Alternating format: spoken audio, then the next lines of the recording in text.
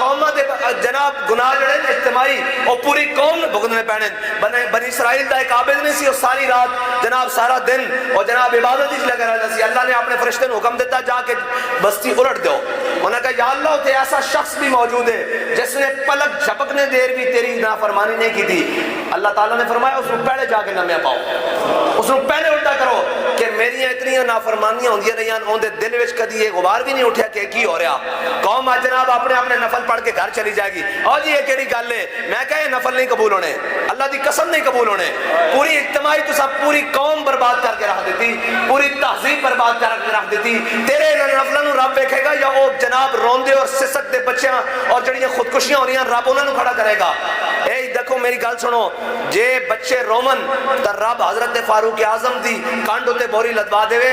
जे भुख ना रब बच्चे मर जान तो फिर उनकी सजा की होएगी।